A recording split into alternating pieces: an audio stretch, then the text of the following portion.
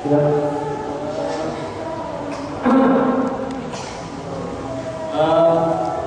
Ada satu pendapat yang berarti berbeda-beda ya. Seperti contohnya ketika mandi sholat junub ya.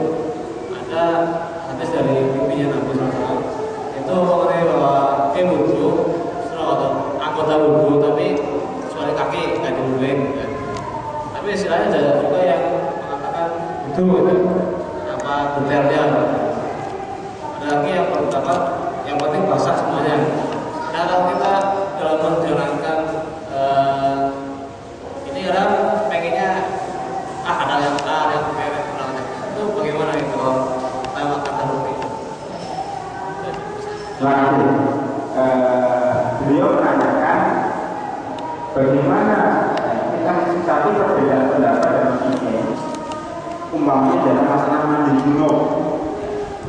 Karena ada berbagai pendapat yang mengatakan umpamanya kalau mandi junub itu disunahkan berwudu dulu. Semua anggota wudu dibasuh kecuali kaki. Ya, dari lain kakinya diakhirkan. Kemudian juga ya, ada yang mengatakan yang penting semuanya menuju itu basah semuanya, tidak harus berwudu dulu. Bagaimana kita menyikapinya? Karena di sini pentingnya perbedaan pendapat. Jadi perbedaan pendapat ada sesuatu yang pasti, sesuatu yang pasti. Kenapa? Karena manusia itu berbeda-beda, pola pikirnya berbeda-beda, otaknya, cara pandangnya. Begitu ilmunya juga berbeda-beda. Yang satu baca, yang satu tidak baca. Ya satu sama dengan sebenarnya, yang satu tidak sama. Sehingga ada dalam itu makhluk beda. Kalau beda itu kepercayaan, hadisnya kita ambil manfaatnya. Pertemuan pertama kali kita baca saja bagaimana kita tidak siapa. Ada tidak biasa. Itu tidak mungkin menyatukan seluruh sudah pendapat. Kalau ada orang lama atau seseorang menyatukan seluruh pendapat, tidak mungkin. Hak dari itu para hadirin dari rahmatullah dalam masalah dan masalah mandi tadi, justru perbedaan pendapat ini membuat umat Islam jadi fleksibel cara mengerjakannya.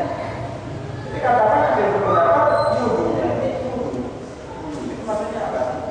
Ya namanya junub, apa namanya junub kan namanya najis besar, hadas besar, hadas besar, hadas besar mandi.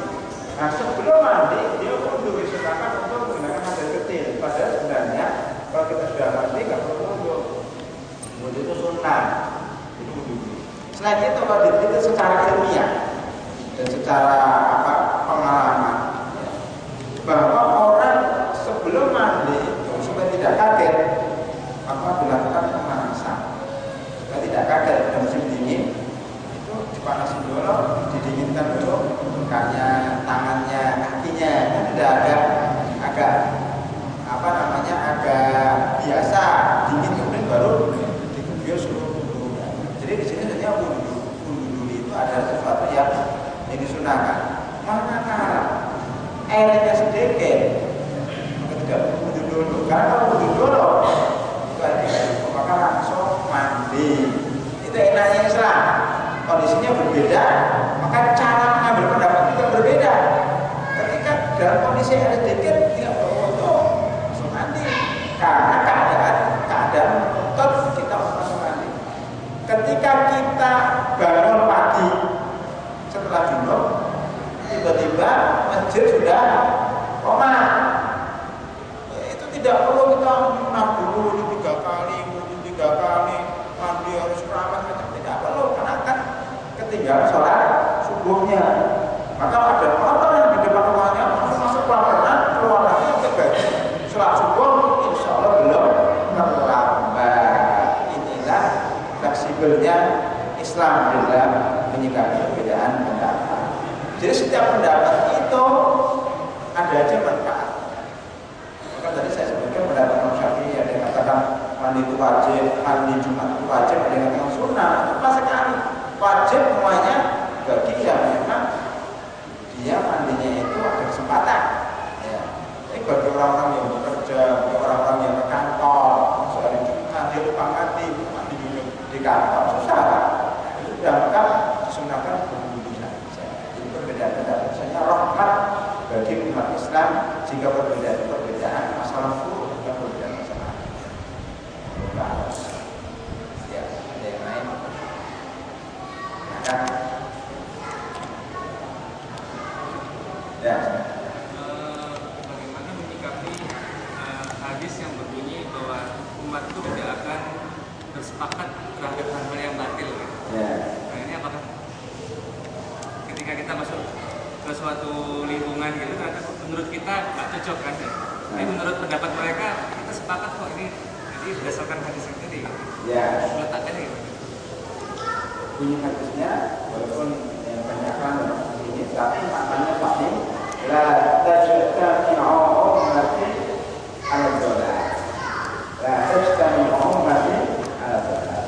Umatku ini tidak akan berkumpul untuk memutuskan sesuatu yang sesat.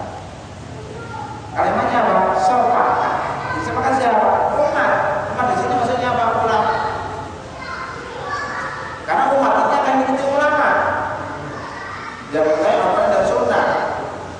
Maka tidak mungkin ulama di dunia ini sepakat mengatakan zina itu halal, mungkin mustahil, atau bersepakat dibolehkan membebaskan Allah, tidak mungkin.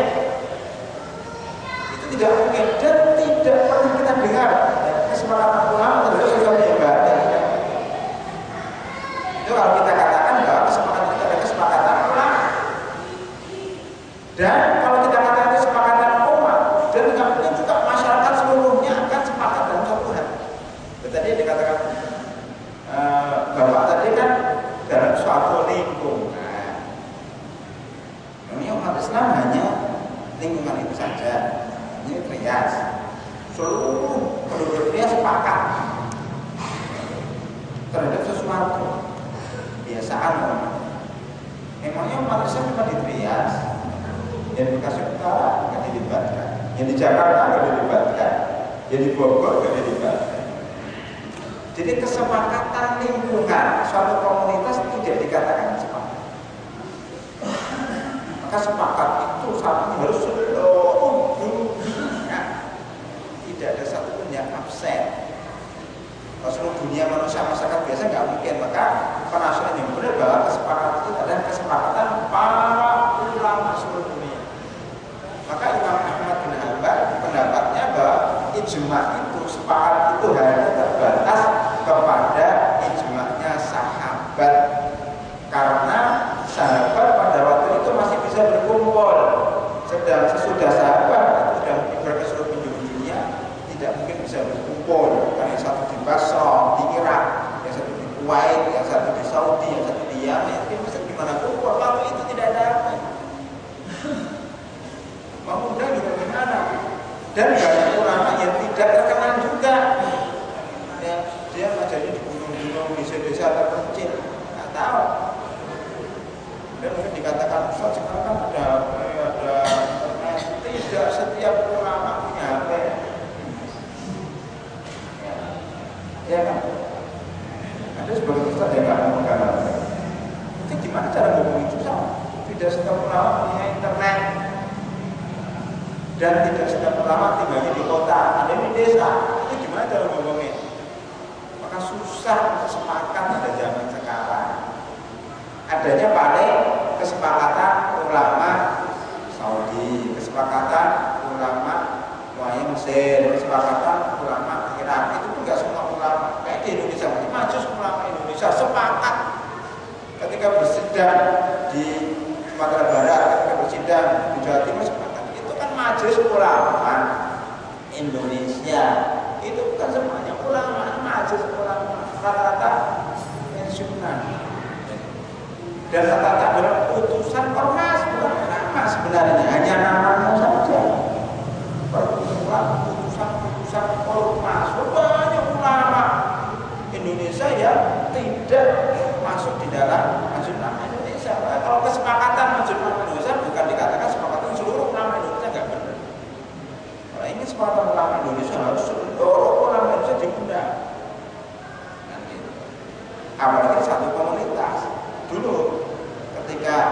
Islam ada di Medina, Imam Malik itu mengatakan ijma ahli Medina, kesepakatan ulama Medina. Itu pun tidak diakui para ulama. Padahal ulama Medina ulama yang tinggal di Medina ketika Rasulullah SAW telah wafat. Kan berarti ulama yang mengetahui bagaimana kehidupan Rasulullah SAW. Tapi itu pun tidak dianggap kesepakatan karena ulama Medina banyak sudah hijrah ke tempat lain. Tapi memang ulama Medina dijadikan standar atau paling tidak dijadikan ukuran. Ya seperti umpamanya tentang taraweh. Dari 11 rakaat itu turun temurun itu jadi khilaf.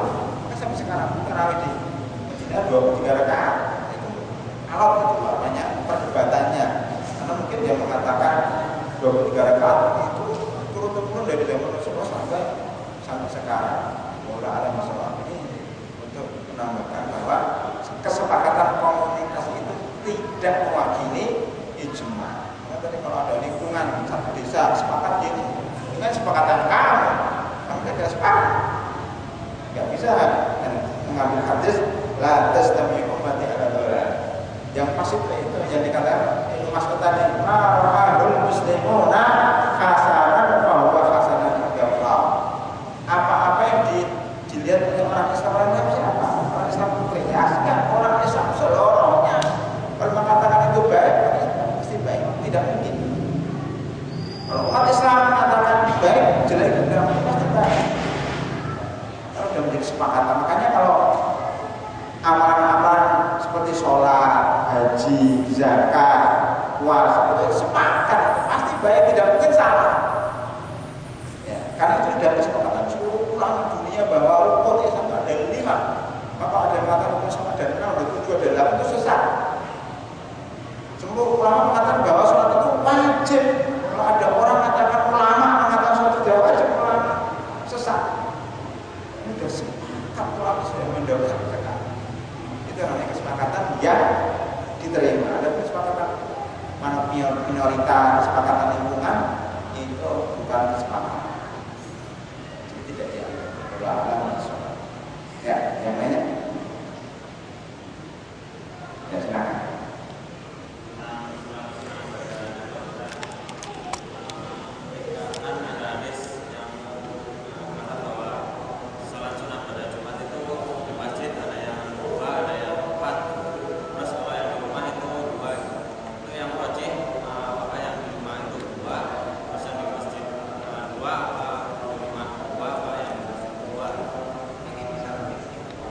Ya, beliau menanyakan tentang soal sunnah Jumat. Jadi para ulama pertama kali berbeda pendapat apakah sebelum Jumat ada sholat sunnah atau tidak. Orang mengatakan sholat sunnah qobliyah atau syariah, dan beberapa ulama lain mengatakan ada itu sunnah qobliyah Jumat. Tapi yang rajih bahwa qobliyah Jumat juga ada. Yang ada itu adalah sholat sunnah intidhar, sholat sunat mutlak, sholat sunat mengisi waktu kosong, atau dikatakan sholat menunggu waktu Jumat, karena hadisnya ada, cuma nggak ada namanya. Yang satu namanya sholat qobliyah, dan itu namanya sholat intidhar, perbedaan nama. Tapi yang rajih bahwa sebelum Jumat tidak ada sholat qobliyah. Lah tapi ya, mereka mengatakan bahwa habis sholat Jumat ada ba'diyah. Nah, kalau ada ba'diyah ada kopi. Nah ba'diyah sholat Jumat ini sebenarnya kan tidak ada dalil. Mungkin ya perbuatan Rasulullah SAW. Jadi kadang-kadang dikiaskan dengan dua juga. Maka di sini perbedaan terkait itu. Kalau kita katakan bahwa sunnah muakkadah, sholat rawatib sunnah muakkadah itu ada yang katakan 10, ada yang katakan 12. Karena ada dua hadis. Ya, ada hadis yang mengatakan barang siapa yang sholat 12 rakaat setiap hari maka akan dijamin masuk surga. Ada yang mengatakan bahwa sholat sunnah itu hanya 10 saja. Oh, jadi sahih semuanya. Itu bagaimana? Nah, perbedaannya hanya di sholat ini. Jadi banyak sholat muakkadah sebelum sholat fajar 2 rakaat.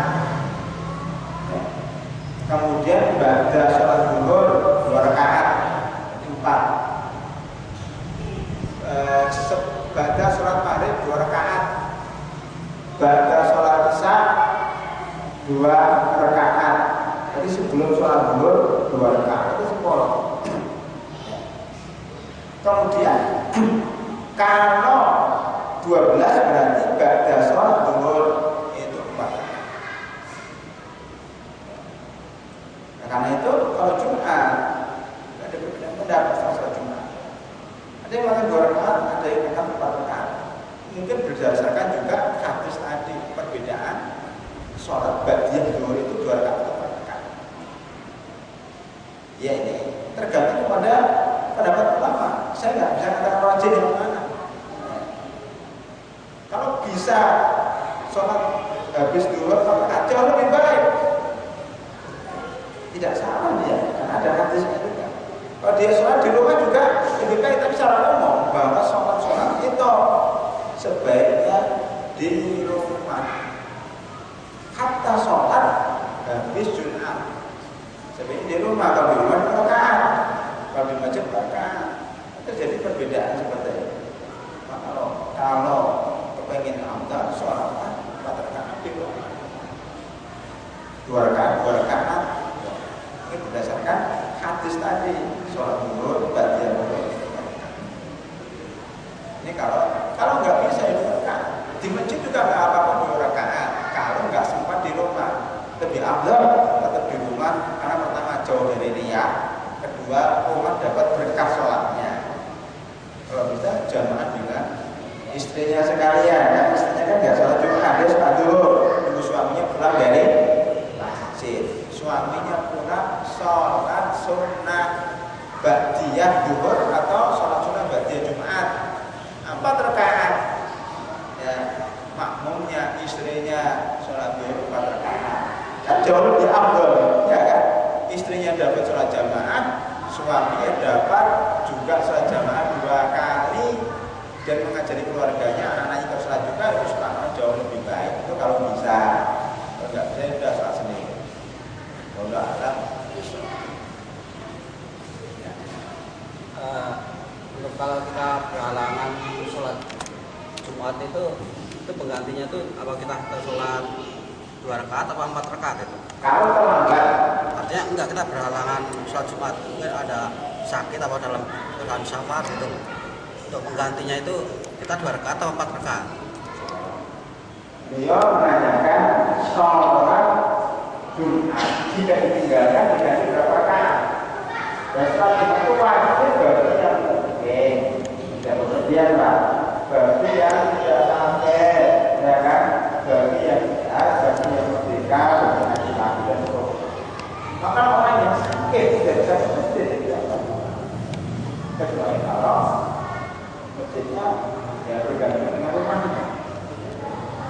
Orang yang musafir tidak wajib sholat Jumat. Kalau orang tidak wajib sholat Jumat, berarti kembali kepada aslinya, yaitu sholat zuhur, yaitu 4 rakaat. Makanya perempuan itu di rumah sholat zuhur 4 rakaat. Orang yang sakit di rumah sholat zuhur 4 rakaat. Orang musafir sholat zuhur 4 rakaat, tidak sholat Jumat dia. Kecuali kalau dia datang sholat Jumat terlambat, ada uzur, mungkin di toilet lama banget, sampai keluar sudah rakaat terakhir, nggak ada uzur. Tadi makan yang pedes-pedes, yang sakit perutnya, sampai masjid sudah rakaat terakhir. Gimana? Ketika rakaat terakhir pas tahiyat, dia mau sholat Jumat atau sholat zuhur? Ini para ulama memberikan 2 pendapat.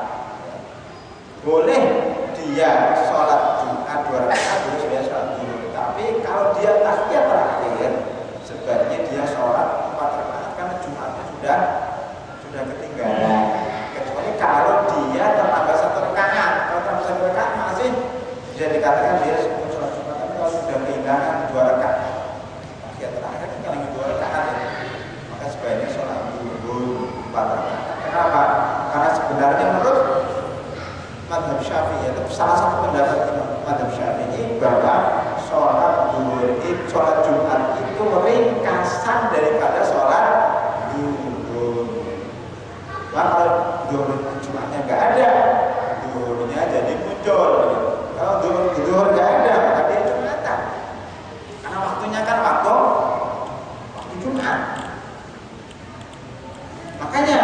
dengan dalil ini sebagai ulama, kalau kita katakan bahwa sholat Jumat itu ringkasan daripada sholat zuhur, dibolehkan menjamak antara sholat Jumat dengan sholat zuhur menurut sebagian ulama. Walaupun ulama-ulama yang lain, para pengikut madzhab Imam Ahmad mengatakan nggak boleh.